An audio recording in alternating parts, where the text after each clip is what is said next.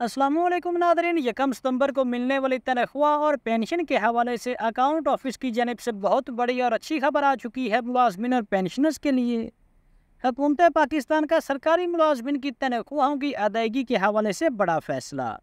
अब तनख्वाह और पेंशन की एडवांस में अदायगी की जाएगी, तो कौन सी तारीख से आपकी जो तनख्वाह है, आपकी जो पेंशन है, वो आपके बैंक अकाउंट में आ जाएगी। तो यहाँ पर आपको बताता चले कि इस टाइम पे इस तनख्वाह का, इस माह की तनख्वाह का ज़्यादा इंतज़ार वो मुलाजमिन कर रहे हैं जिनको पिछले माह की जो तनख्वाह है वो बढ़ी हुई इजाफे के साथ नहीं मिली थी। यानी कि जिन मुलाजमिन को पिछले माह मिलने वाली तनख्वाह में बजट का इजाफा नहीं मिला था, तो वो मुलाजमिन इस माह की तनख्वाह का इंतज़ार कर रहे हैं कि इस दफ़ा उनको जो तनख्वाह है वो इजाफे के साथ मिलेगी। तो नाज़रीन गिरामी, तनख्वाह और पेंशन की अदायगी के हवाले से अकाउंट ऑफिस की जानिब से एक अहम तरीन लेटर जारी किया गया है, जिसमें मुलाजमिन और पेंशनर्स के लिए अच्छी खबर है। तो वो आपके साथ शेयर करते हैं, उसकी तफसील आपके साथ शेयर करते हैं। इसके अलावा जनाब पहली बात करते हैं सूबा पंजाब के सरकारी मुलाजमिन के हवाले से एक अहम तरीन नोटिफिकेशन, एक अहम तरीन लेटर जारी किया गया है।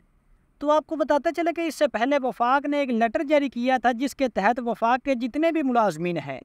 अगर कोई भी वफाकी मुलाजिम 60 साल से पहले रिटायरमेंट ले लेता है और रिटायरमेंट के बाद किसी दूसरी जगह पर मुलाजमत इख्तियार कर लेता है, यानी कि फ़र्स्ट ऑफ ऑल अगर 60 साल से पहले कोई रिटायरमेंट लेगा और दूसरे नंबर पर रिटायरमेंट के बाद अगर दोबारा से मुलाजमत इख्तियार कर लेता है, चाहे वो कंट्रैक्ट पे भर्ती हो दोबारा या फिर चाहे उसको दोबारा सरकारी मुलाजमत मिले, तो इस हवाले से कहा गया था कि इस सूरत में मुलाजिम की जो पेंशन होगी वो रोक ली जाएगी, वो उसको नहीं दी जाएगी। यानी कि आसान अल्फाज में दोबारा मुलाजमत की सूरत में मुलाजिम को पेंशन जो है वो नहीं दी जाएगी। तो अब इस हवाले से वफाक को देखते हुए पंजाब हुकूमत ने भी लेटर जारी कर दिया है। पंजाब हुकूमत में महकमा एजुकेशन डिपार्टमेंट ने इस हवाले से लेटर जारी किया है। तो इस हवाले से आपको बताता चले कि यहाँ पर मुलाजमिन का सवाल ये भी होगा कि आया हमने 60 साल से पहले रिटायरमेंट तो ले ली है, लेकिन रिटायरमेंट के बाद क्या सरकारी मुलाजमत इख्तियार करने से पेंशन बंद होगी या फिर कोई प्राइवेट मुलाजमत इख्तियार करने से पेंशन बंद होगी। तो इस हवाले से आपको बताते चलें कि अगर आप रिटायरमेंट के बाद 60 साल से पहले रिटायरमेंट ले लेते हैं और रिटायरमेंट के बाद अगर प्राइवेट सेक्टर में मुलाजमत करते हैं, तो उस सूरत में आपकी पेंशन जो है वो बंद नहीं होगी, आपको पेंशन भी मिलती रहेगी। अलबत्ता अगर आप रिटायरमेंट के बाद किसी सरकारी सेक्टर में मुलाजमत करते हैं, चाहे आप रेगुलर मुलाजम हो या फिर चाहे आप कंट्रैक्ट मुलाजम हो, यानी कि चाहे आप रिटायरमेंट के बाद कंट्रैक्ट पे ही भर्ती क्यों ना हो, आपकी जो पेंशन है वो बंद कर ली जाएगी। और इस हवाले से वफाकी तर्ज पर अब पंजाब हुकूमत ने भी लिस्टें जो हैं वो तलब कर ली हैं। इस हवाले से फ़र्स्ट ऑफ ऑल पंजाब में जो महकमा एजुकेशन है, महकमा एजुकेशन ने इस हवाले से महकमा एजुकेशन पंजाब ने इस हवाले से लिस्टें जो हैं वो तलब कर ली हैं। और अब इस हवाले से आपको बताते चलें कि अब आपकी पेंशन जो है वो बंद नहीं की जाएगी, बल्कि होगा कुछ यूँ कि आपकी जो पेंशन की अमाउंट है वो आपकी दूसरी तनख्वाह में से काट ली जाएगी। यानी कि फ़ॉर एग्जांपल आप रिटायरमेंट के बाद दूसरी मुलाजमत इख्तियार करते हैं और आपकी दूसरी मुलाजमत की जो सैलरी है वो 50,000 है, 50,000 है, और पिछली मुलाजमत की जो आपको पेंशन मिलती थी वो 30,000 थी। तो अब होगा कुछ यूँ कि आपको 30,000 जो पिछली मुलाजमत की पेंशन है वो मिलती रहेगी, और नई मुलाजमत की 50,000 रुपये जो आपकी सैलरी है वो आपको 50,000 नहीं बल्कि 20,000 दी जाएगी। 30,000 रुपये यानी कि जितनी भी आपकी पेंशन होगी, 30,000, 25,000 या फिर 40-50,000 जितनी भी आपकी पेंशन होगी, वो आपकी दूसरी मुलाजमत की सैलरी में से उतनी रकम काट ली जाएगी। तो किस्सा मुख्तसर बात वहीं पर ही आ जाती है। आपने कान पकड़ना है, चाहे आप सीधे हाथ से पकड़ लें या फिर चाहे आप उल्टे हाथ से पकड़ लें। आपको आसान अल्फाज में बताते चले कि जनाब अगर आप दूसरी मुलाजमत करते हैं तो आपको पेंशन जो है वो नहीं दी जाएगी। इसके अलावा अगर आप किसी भी प्राइवेट सेक्टर में मुलाजमत कर रहे हैं तो फिर आपको परेशान होने की कोई ज़रूरत नहीं, फिर आपकी पेंशन भी चलती रहेगी और आपकी जो प्राइवेट मुलाजमत की सैलरी है वो भी आपको मिलती रहेगी। अब जनाब अली बात करते हैं तनख्वाह और पेंशन की अदायगी के हवाले से, क्योंकि इस टाइम पे काफ़ी ज़्यादा खबरें गर्दिश कर रही हैं कि जनाब अब सरकारी मुलाजमिन को जो तनख्वाह की अदायगी है या फिर जो पेंशन की अदायगी है, उस हवाले से मुलाजमिन को कोई किसी किस्म का इंतज़ार नहीं करना पड़ेगा,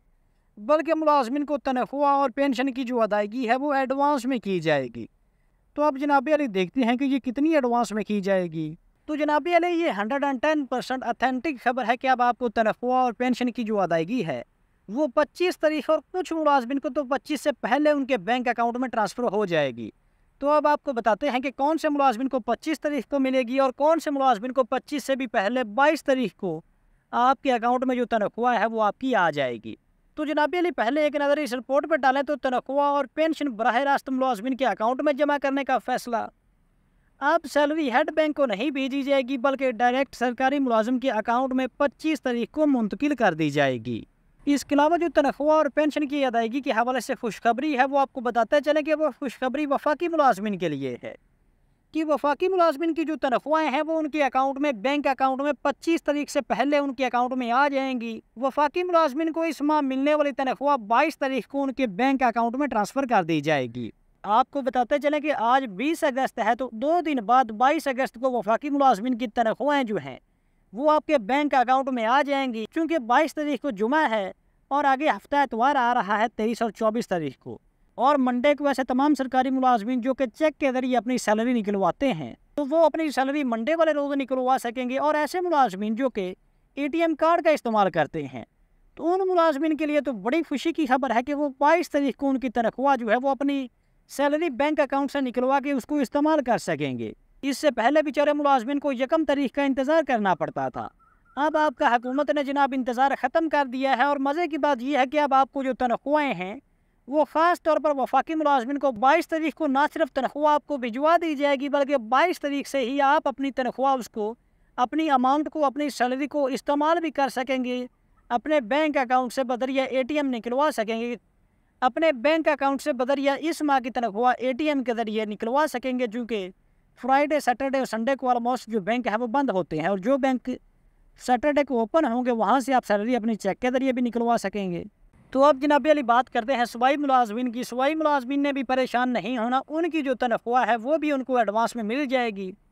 फ़र्स्ट ऑफ ऑल तो बेशतर जो मुलाजमिन है तकरीबन 30% जो सूबाई मुलाजमिन है उनको अभी भी जो तनख्वाहें हैं वो 1 से पहले मिल रही हैं,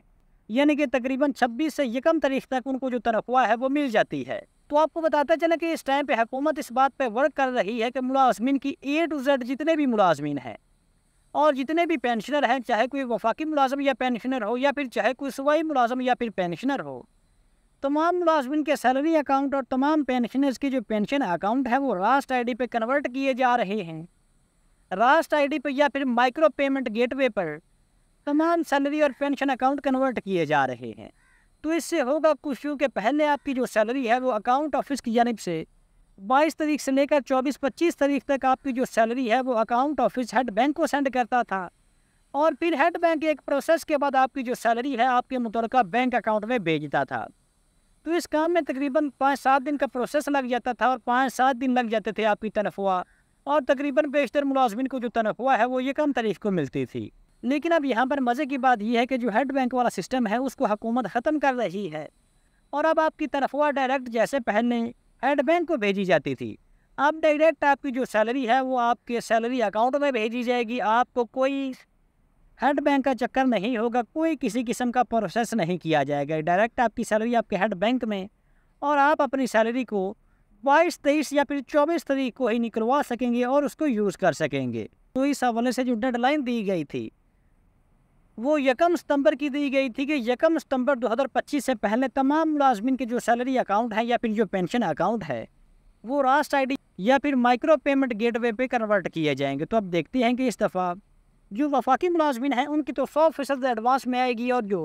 सूबाई मुलाजमिन है, सूबाई मुलाजमिन का अभी तक 50-50 है कि 50% मुलाजमिन के तनख्वाहें 1 से पहले इंशाअल्लाह मिल जाएंगी, लेकिन 50% जो मुलाजमिन हैं हो सकता है कि उनको जो सैलरी है या फिर जो पेंशन है वो 1 तारीख को ही मिले। और जैसे कि इस हवाले से एक रिपोर्ट आपके सामने है कि सरकारी मुलाजमिन को तनख्वाहों और पेंशन की अदायगी का अमल आइंदा माह से